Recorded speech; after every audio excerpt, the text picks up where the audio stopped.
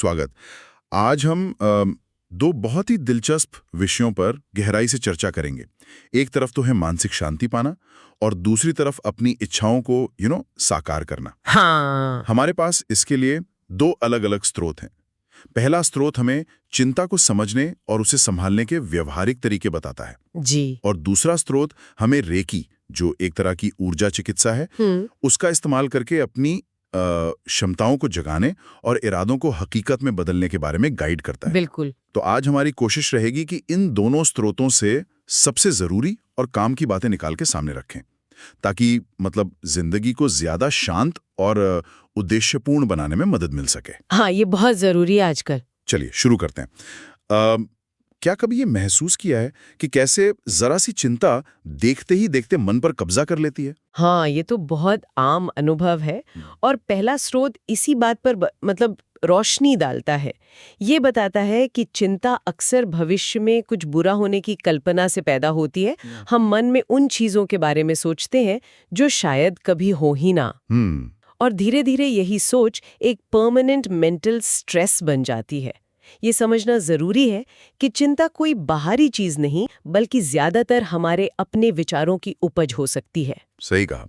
हम अनजाने में ही नेगेटिव चीजों को सोचते रहते हैं। हाँ, बिल्कुल। स्रोत में एक बड़ी तीखी लेकिन सोचने पर मजबूर करने वाली तुलना भी की गई है, चिंता और चिता की। ओ हाँ। ये विचार कि चिंता का एक छोटा सा बीज कैसे हमारे जीवन की शांति को जला सकता है, ठीक वैसे ही जैसे चिता शरीर को जला देती है।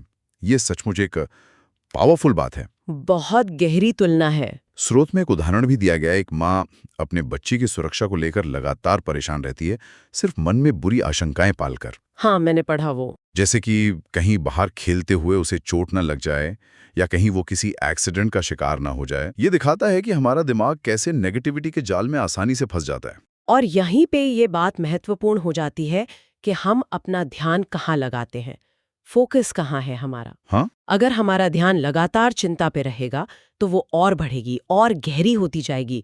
ये ठीक वैसे ही है जैसे किसी पौधे को पानी देने से वो बढ़ता है। बिल्कुल सही। और इसी पॉइंट पर दूसरे स्रोत से, यानी रेकी, मैनिफेस्टेशन, ध्यान वाले दस्तावेज से एक अहम सिद्धांत जुड़ता है। अच्छा, कौन सा? जहां ध्यान जाता है वहां ऊर्जा बहती है। इसका सीधा मतलब है कि जब हम चिंता पे फोकस करते हैं तो हम अनजाने में अपनी ही जीवन ऊर्जा उसे दे रहे होते हैं, उसे और शक्तिशाली बना रहे होते हैं। अरे वाह, ये तो बहुत ही प्रैक्टिकल चीज है सोचने के लिए। और चिंता से निपटने के लिए पहले स्रोत में एक दिलचस्प 3 सवाल 3 कदम वाला तरीका सुझाया गया है। ये हमें अपनी चिंताओं को थोड़ा ऑब्जेक्टिवली देखने में मदद करता है। हाँ, वो काफी लॉजिकल अप्रोच है। सवाल ये है, पहला, क्या मैंने आज तक जिन जिन बातों की चिंता की है वो सब सच में हुई? ज्यादातर जवाब शायद नहीं होगा, है ना? हाँ, अक्सर तो नहीं ही होती। दूसरा, अगर उनमें से कुछ हुई भी तो क्या वे उतनी ही भयानक थी जितनी मैंने कल्पना की थी? अक्सर हम डर को बढ़ा चढ़ा कर देखते हैं। बिल्कुल, मन में ज्यादा बड़ा बना लेते हैं। और तीसरा, अगर वाकई कोई भयानक घटना हुई तो क्या मैं उसका सामना कर पाया? ये सवाल हमें हमारी अपनी इनर स्ट्रेंथ और रेजिलियंस याद दिलाता है। ये एनालिसिस करने पर अक्सर पता चलता है कि हमारी ज्यादातर चिंताएं या तो बेसलेस होती हैं या हम उनसे डील करने में केपेबल होते हैं। ये वाकई सोचने लायक है। बिल्कुल, ये सेल्फ रिफ्लेक्शन का एक बहुत प्रभावी तरीका है। ये हमें अपनी उस आदत को चैलेंज करने का मौका देता है जिसमें हम वर्स्ट केस सिनेरियो सोचने लगते हैं। हाँ। ये मेथड हमें फैक्ट्स पर फोकस करने और अपनी सोच को रियलिटी के करीब लाने में मदद करती है। और ये बात रेकी ध्यान में इरादे यानी इंटेंशन को स्पष्ट करने की प्रक्रिया से भी कितनी खूबसूरती से जुड़ती है। अच्छा, कैसे? रेकी में हम सीखते हैं कि कैसे कॉन्शियसली अपने मन को उस डायरेक्शन में लगाएं जो हम चाहते हैं, यानी पॉजिटिव आउटकम, हमारी इच्छाएं, न कि उस दिशा में जिससे हम डरते हैं, हमारी चिंताएं। वाह! तो दोनों ही तरीके, चाहे वो लॉजिकल एनालिसिस हो या एनर्जी मेडिटेशन, हमें अपने मेंटल फोकस को कंट्रोल करना सिखाते हैं। हाँ, ये मानसिक नियंत्रण सचमुच बहुत जरूरी लगता है। चिंता को कम करने के लिए पहले स्रोत में कुछ और ठोस उपाय भी बताए गए हैं। पहला है प्रार्थना। स्रोत इसे मानसिक शांति पाने का एक मुख्य जरिया मानता है। दिलाती है कि हमने अपनी चिंताएं और समस्याएं किसी हायर पावर को सौंप दी हैं। इससे एक हल्कापन महसूस होता है और शायद सॉल्यूशन खोजने की प्रेरणा भी मिलती है। प्रार्थना को अगर गहरे स्तर पर देखें तो ये एक तरह से कंट्रोल छोड़ने और विश्वास डेवलप करने की प्रैक्टिस है। हाँ, सही कहा। हम ये स्वीकार करते हैं कि सब कुछ हमारे हाथ में नहीं है और किसी बड़ी योजना पर भरोसा करते हैं। इससे वो बोझ हल्का होता है जिसे हम चिंता के रूप में ढोते हैं। बिल्कुल। ये विचार रेकी फिलॉसफी में डिवाइन टाइमिंग या कॉस्मिक ऑर्डर पर विश्वास करने जैसा है। यानी ये मानना कि चीजें अपने सही समय पर सही तरीके से होंगी, भले ही वो हमारी टाइमलाइन से मैच ना करें। ये भरोसा चिंता को कम करने में मदद करता है। ये दिलचस्प है कि कैसे अलग-अलग रास्ते एक ही मंजिल की ओर इशारा कर रहे हैं। हाँ। दूसरा उपाय जो स्रोत बताता है वो है आत्मविकास, यानी खुद को बेहतर बनाने पर काम करना। Self improvement. हाँ। स्रोत का कहना है कि जब हम खुद में सुधार लाते हैं तो चिंता अपने आप कम होने लगती है। आदतें जैसे डायरी लिखना जिसमें हम अपने विचार और भावनाएं लिख सकें, मेडिटेशन करना जिससे मन शांत हो, जी। कुछ नया सीखना जिससे कॉन्फिडेंस बढ़े, या फिर सोशल वर्क में हिस्सा लेना जिससे हमें पर्पस और कनेक्शन महसूस हो, ये सब हमारे मन को पॉजिटिव डायरेक्शन में बिजी रखते हैं और हमें अपनी क्षमताओं का एहसास कराते हैं। आत्मविकास को ऊर्जा के दृष्टिकोण से भी समझ सकते हैं। जब हम सीखते हैं, विकसित होते हैं और ऐसे काम करते हैं जो हमें अच्छे लगते हैं या जिनसे दूसरों की मदद होती है, तो हम अपनी पर्सनल एनर्जी या कहें कि वाइब्रेशन को बढ़ाते हैं। वाइब्रेशन? हाँ। मतलब वाइब्रेशन से यहाँ मतलब हमारी ओवरऑल इमोशनल और मेंटल स्टेट की क्वालिटी से है। हाई वाइब्रेशन वाली स्टेट में कॉन्फिडेंस, खुशी और शांति जैसी फीलिंग्स होती हैं, जो नेचुरली चिंता जैसी लो वाइब्रेशन वाली भावनाओं के लिए कम जगह छोड़ती हैं। हम ज्यादा केपेबल और लाइफ को लेकर ज्यादा होपफुल महसूस करते हैं। अच्छा, ये एक अलग नजरिया है। इंटरेस्टिंग। हाँ। और तीसरा अहम उपाय है जीवन के नियमों को जानना। इसमें मुख्य रूप से ये स्वीकार करना शामिल है कि बदलाव ही जीवन का एकमात्र स्थायी नियम है। कुछ भी हमेशा एक जैसा नहीं रहता। ये तो बहुत बड़ी सच्चाई है। स्रोत में एक बहुत ही शक्तिशाली मंत्र दिया गया है, ये भी बदल जाएगा। ये छोटी सी लाइन हमें याद दिलाती है कि कोई भी सिचुएशन, चाहे वो कितनी भी अच्छी हो या कितनी भी बुरी, हमेशा नहीं रहेगी। ये समझ हमें मुश्किल समय में टिके रहने और अच्छे समय में हम्बल रहने की शक्ति देती है। जीवन की इस क्षणभंगुरता या इम्पर्मनेंस को स्वीकार करना हमारे अंदर के रेजिस्टेंस को कम करता है। रेजिस्टेंस? हाँ, मतलब प्रतिरोध। अक्सर हमारा दुख या तनाव इसलिए बढ़ता है क्योंकि हम बदलाव को स्वीकार नहीं करना चाहते, उससे लड़ते हैं। जब हम इस लड़ाई को छोड़ देते हैं और फ्लो के साथ बहना सीखते हैं तो हम ज्यादा शांति महसूस करते हैं। यही मानसिक अवस्था, एक्सेप्टेंस और रेजिस्टेंस का ना होना, किसी भी तरह की पॉजिटिव एनर्जी के फ्लो या जिसे रेकी की भाषा में मैनिफेस्टेशन यानी प्रकटीकरण कहते हैं, उसके लिए बहुत जरूरी है। रेजिस्टेंस एनर्जी के नेचुरल फ्लो में रुकावट डालता है। समझ गया। तो ये थे चिंता प्रबंधन के कुछ व्यवहारिक तरीके। जी। अब जरा दूसरे स्रोत की ओर मुड़ते हैं, जो रेकी मैनिफेस्टेशन ध्यान पर केंद्रित है। ये हमें एक अलग एनर्जी बेस्ड नजरिया देता है कि कैसे हम अपनी इच्छाओं को साकार कर सकते हैं। हाँ, ये थोड़ा अलग अप्रोच है। इसमें कुछ खास चरण बताए गए हैं। पहला है आरंभिक केंद्रीकरण, इनिशियल सेंटरिंग। इसमें कुछ गहरी सांसें लेना, पूरे शरीर को जानबूझकर ढीला छोड़ना और अपना पूरा ध्यान प्रेजेंट मोमेंट में लाना शामिल है, ताकि मन शांत और फोकस्ड हो सके। दिन भर की भागदौड़ और विचारों के शोर से हटाकर अपने अंदर की शांति से जोड़ता है। जैसे किसी बगीचे में बीज बोने से पहले जमीन तैयार करनी पड़ती है। हाँ। वैसे ही मैनिफेस्टेशन के लिए मन को शांत और रिसेप्टिव बनाना जरूरी है। ये किसी भी ध्यान या एनर्जी वर्क के लिए एक सॉलिड बेस तैयार करता है। ठीक है। दूसरा चरण है रेकी ऊर्जा का आह्वान, इन्वोकिंग रेकी एनर्जी।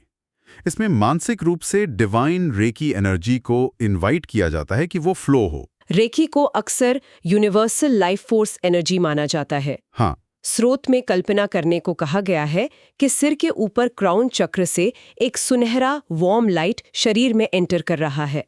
ये लाइट धीरे धीरे पूरे शरीर में फैल रही है। हर चक्र, जिन्हें बॉडी के मेन एनर्जी सेंटर माना जाता है, को शुद्ध कर रही है, एक्टिवेट कर रही है और उनमें बैलेंस ला रही है। जी। ये भी कल्पना करने को कहा गया है कि हथेलियां इस एनर्जी से भर गई हैं, गर्म और वाइब्रेंट महसूस हो रही हैं। ये पूरी प्रक्रिया काफी विजुअल लगती है। हाँ, विजुअलाइजेशन यहाँ एक महत्वपूर्ण टूल है। इसका बेसिक प्रिंसिपल है अपने फोकस्ड इंटेंशन और एनर्जी का इस्तेमाल करके अपनी इंटरनल स्टेट और एक्सटर्नल रियलिटी को प्रभावित करना। ये सिर्फ सोचना नहीं बल्कि महसूस करना है। एनर्जी को कॉन्शियसली डायरेक्ट करने का ये एक तरीका है। ये उन रेकी कोड से पूरी तरह मेल खाता है जो स्रोत में दिए गए हैं, जैसे आप वही सृजक हैं जिसे आप खोज रहे हैं और चेतना की शक्ति से अपनी वास्तविकता को जागृत करें। मतलब हम खुद ही क्रिएटर हैं? हाँ, ये इस विचार पर जोर देता है कि हम अपने जीवन के अनुभवों के सिर्फ पैसिव रेसिपिएंट नहीं हैं, बल्कि हम अपनी चेतना और ऊर्जा के माध्यम से उन्हें एक्टिवली आकार दे सकते हैं। इंटरेस्टिंग। इसके बाद आता है तीसरा और शायद सबसे मुख्य चरण, अभिलाषा को स्पष्ट करना, क्लैरिफाइंग द इंटेंशन डिजायर। हाँ, इंटेंशन सेटिंग। इसमें अपने हृदय से अपनी इच्छा को पूरी क्लैरिटी, प्रेम, आस्था और कृतज्ञता के साथ कहना या मन में उसकी तस्वीर बनाना शामिल है। स्रोत में एक बहुत सुंदर विजुअलाइजेशन दिया गया है। कल्पना करें कि आपकी इच्छा आपके सामने एक चमकदार सुनहरी प्रकाश गेंद यानी ऑर्ब ऑफ लाइट के रूप में मौजूद है।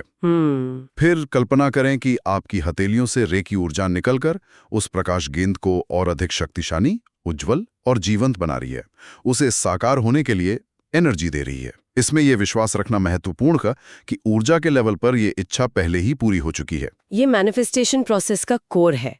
इच्छा को सिर्फ चाहना नहीं, बल्कि उसे क्लियरली डिफाइन करना, उसे पॉजिटिव इमोशंस, प्रेम, आस्था, आभार से सींचना और फिर उसे एनर्जी देना। हाँ, ये पहले स्रोत में बॉडी के केमिकल्स के जिक्र से भी एक दिलचस्प तरीके से जुड़ता है।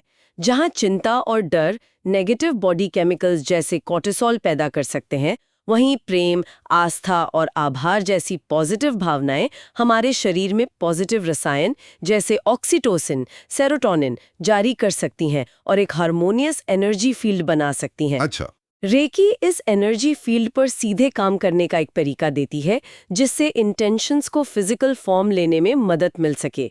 ये एनर्जी लेवल पर पहले ही पूर्ण हो चुका है वाला विचार इस भरोसे को दिखाता है कि क्रिएशन की प्रोसेस एनर्जी से शुरू होकर मैटर में बदलती है। समझ गया। और प्रक्रिया का अंतिम चरण है आभार और समापन, ग्रेटिट्यूड एंड क्लोजिंग। हाँ, ग्रेटिट्यूड। इसमें कुछ और गहरी सांसें लेकर हृदय से रेकी ऊर्जा के प्रेम, प्रकाश और मार्गदर्शन के लिए आभार व्यक्त करना शामिल है। साथ ही इस विश्वास को दोहराना कि जो भी मांगा गया है वो सभी के हाईएस्ट गुड के लिए बेस्ट टाइम और तरीके से प्रकट होगा। फिर हाथ जोड़कर नमस्ते की मुद्रा में इस ध्यान प्रक्रिया को सम्मानपूर्वक समाप्त करना। आभार का महत्व दोनों ही स्रोतों में उभर कर आता है, ये ध्यान देने लायक है। हाँ, मैंने भी नोटिस किया। पहले स्रोत में प्रार्थना में कृतज्ञता का भाव नेचुरली शामिल होता है और रेकी ध्यान के समापन में इसे क्लियरली एक्सप्रेस करने पर जोर दिया गया है। आभार एक बहुत शक्तिशाली भावना है। ये न केवल हमें अच्छा महसूस कराती है, बल्कि ये हमें उस चीज पर फोकस करने में मदद करती है जो हमारे पास पहले से है, और इस तरह ये और अधिक पॉजिटिविटी और अबंडेंस को अट्रैक्ट करने वाला एक एनर्जेटिक सिग्नल भेजती है। बिल्कुल। अब अगर हम वापस पहले स्रोत पर जाएं, तो उसमें कर्म या एक्शन के महत्व पर भी जोर दिया गया है। एक लाइन है, सहज मन से कार्य करें। हाँ, इसका मतलब है कि केवल सोचना या इच्छा करना ही काफी नहीं है, हमें उस दिशा में बिना डर या फालतू चिंता के एक्शन भी लेना होगा। स्रोत बताता है कि जब हम शांत और फोकस्ड मन से बिना डर के अपना काम करते हैं, तो हमारे शरीर की एनर्जी और केमिकल्स सही दिशा में लगते हैं और हमें अपने गोल्स में सक्सेस मिलने की संभावना बढ़ जाती है। इससे मैनिफेस्टेशन के नजरिए से देखें तो ये इंस्पायर्ड एक्शन के सिद्धांत जैसा है। Inspired action? हाँ, अपने इंटेंशन सेट करने और एनर्जी वर्क करने के बाद हमें उन अवसरों या इंट्यूशन के प्रति भी खुला रहना होता है जो हमें अपनी इच्छा की ओर कदम बढ़ाने के लिए इंस्पायर करते हैं। ये एक्शन डर या मजबूरी से नहीं, बल्कि विश्वास यानी आस्था और प्रेम से मोटिवेटेड होना चाहिए, जैसा कि रेकी स्रोत में भी भावनाओं के महत्व पर जोर दिया गया है। अच्छा। जब हम इस तरह सहजता से विश्वास के साथ काम करते हैं, तो हम यूनिवर्स के साथ को क्रिएशन की प्रोसेस में एक्टिव पार्टनर बन जाते हैं, अपनी इच्छाओं को धरती पर उतारने में मदद करते हैं। पहले स्रोत में एक और बहुत गहरा विचार है, घटनाओं के प्रति जागरूकता। हाँ, अवेयरनेस। ये नजरिया कि जीवन में घटने वाली हर घटना, चाहे वो हमें अच्छी लगे या बुरी, चाहे वो कोई प्रॉब्लम हो या चैलेंज, असल में हमें कुछ सिखाने के लिए आती है। जब हम इस दृष्टिकोण को अपनाते हैं तो हम मुश्किलों को केवल रुकावटों के रूप में नहीं देखते, बल्कि उन्हें आत्मा के विकास और सीखने के अवसरों के रूप में देखने लगते हैं। बिल्कुल। ऐसा करने से हमारी चिंता नेचुरली कम हो जाती है, क्योंकि हम सिचुएशन के विक्टिम बनने के बजाय उससे सीखने वाले बन जाते हैं। ये नजरिया रेकी के इस विचार को और पुष्ट करता है कि आपकी हर शुद्ध इच्छा पहले ही ऊर्जा में अस्तित्व में है। हमारा एटीट्यूड, हमारा विश्वास और हमारी रिसेप्टिविटी ही ये तय करते हैं कि हम उस ऊर्जा को कितनी आसानी से अपने जीवन में फिजिकल फॉर्म में एक्सपीरियंस कर पाते हैं। जब हम चैलेंजेस को भी सीखने और बढ़ने के अवसर के रूप में स्वीकार करते हैं तो हम एक ज्यादा खुली, पॉजिटिव और लचीली एनर्जेटिक स्टेट बनाते हैं। ये अवस्था मैनिफेस्टेशन के लिए ज्यादा अनुकूल होती है। सही। और पहले स्रोत का अंतिम विचार भी इसी पॉजिटिव एनर्जी साइकिल से जुड़ता है। दूसरों की निस्वार्थ मदद करने से हमें जो शांति और संतोष मिलता है वो भी हमारे अपने वेलबींग और एनर्जी बैलेंस में योगदान देता है। ये पॉजिटिव कर्म और ऊर्जा के लेन देन का एक सुंदर उदाहरण है। तो इन सभी बातों को समेटे तो क्या तस्वीर उभरती है? हमने देखा कि चिंता जैसी इंटरनल स्टेट को मैनेज करने के लिए हमारे पास प्रैक्टिकल स्ट्रेटजीज हैं, जैसे अपनी सोच पर सवाल उठाना, प्रार्थना या विश्वास का सहारा लेना, खुद को डेवलप करना और जीवन के उतार चढ़ाव को स्वीकार करना। जी। दूसरी ओर हमने रेकी, ध्यान जैसे एनर्जी बेस्ड तरीके देखें जो हमें अपनी इच्छाओं को प्रकट करने और अपनी इनर पावर को एक्टिवेट करने में मदद कर सकते हैं। बिल्कुल। और इन दोनों जो शायद अलग अलग दिखते हैं, उन अप्रोचेस के बीच कुछ बहुत गहरे और कॉमन सूत्र दिखाई देते हैं। जैसे कि मन की शक्ति, चाहे वो चिंता पैदा करे या इरादा सेट करे, हमारे ध्यान का महत्व कि हम अपनी एनर्जी कहाँ डायरेक्ट करते हैं, हमारे नजरिए का प्रभाव कि हम घटनाओं को कैसे देखते हैं, और ग्रैटिट्यूड यानी आभार की भूमिका जो हमें प्रेजेंट से जोड़ती है और पॉजिटिविटी बढ़ाती है। ये तत्व दोनों ही रास्तों में सेंट्रल लगते हैं। हाँ, ये कॉमन थ्रेड्स काफी क्लियर हैं। संक्षेप में कहें तो ये स्रोत हमें यही दिखा रहे हैं कि कैसे हम अपने आंतरिक जगत, हमारे विचार, हमारी भावनाएं, हमारी ऊर्जा के साथ अधिक सचेत होकर जुड़ सकते हैं। हाँ। और ऐसा करके हम न केवल अपनी मानसिक शांति बढ़ा सकते हैं, बल्कि अपनी बाहरी रियलिटी को भी पॉजिटिवली प्रभावित कर सकते हैं। बिल्कुल। ये सीधे तौर पर, जैसा कि रेकी स्रोत में कहा गया है, अपनी सर्वोच्च संभावनाओं को सक्रिय करने की हमारी क्षमता से जुड़ता है। यह हमें याद दिलाता है कि शांति और सृजन दोनों की शक्ति हमारे भीतर ही मौजूद है। सही कहा।